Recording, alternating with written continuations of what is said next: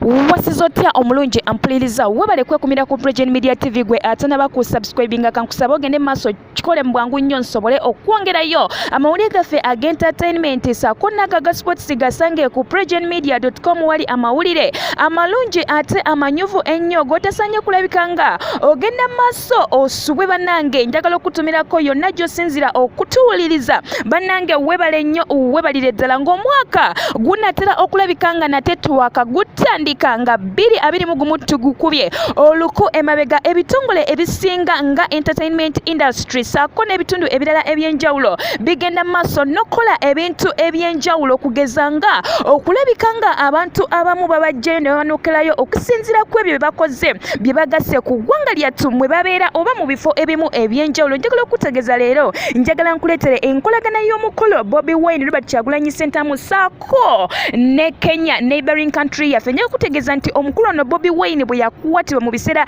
bya campaign oba mu biseera by'okulonda Arua abajjukira eri Arua mujjukira bulungi nnyo nti ebitongole ebisinga byavayo ne basobola okulabika nti nate baclaiminga ne bagamba nti free Bobi Wine newankubadde nga abantu abasinga bali tebanaba kuvaayo international mujjukira bulungi nga n'ebyokulenda mu America byali bigenda mu maaso ku nsonga za Joe Biden president mubijjukira bulungi nnyo. Njagala okutegeeza ate okugamba nti bo Abannakenya baali bavuddeyo naddala aba artists ne beesonda ne bagamba nti bannange ffe katutegeke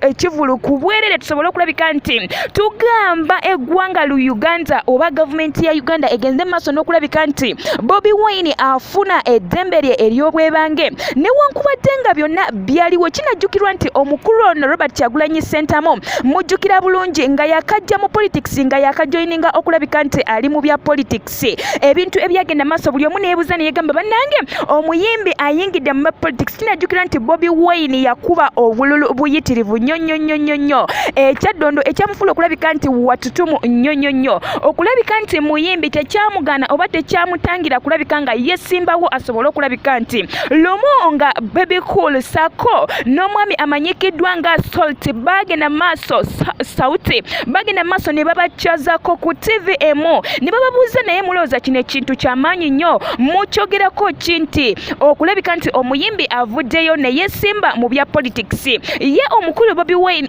omukulu munsonyimu katono omukulu Baby Cool yasirika busirisi ye munene agamba nti bannange kyamaanyi nnyo kinene nnyo okulabika nti omuntu muyimbi Bobi Wine muyimbi ate yeetadde mu bya politics ate n'amala n'awangula. Bw'atyo Abannakenya babadde wamu n'omukulu ono Robert Kyagulanyi Ssentamu ng'ogyeko ebyokulabika nti yali ayingidde mu nsonga za politics ebyokulabika nti yalina engeri gy'abyogeddemu ku social media enkolagana ye nerabika nga egenda maaso n'okusebengerera naye njagala okutegeeza nti enkolagana ya Bobi Wine saako ne Kenya naddala mu entertainment industry ekyagenda maaso ne baba bamukutte bavayo ne bagamba nti bannange mulabike nga omukulu ono mumuta newankubadde nga obululu bwabbibwa ye enkolagana ye ne Kenya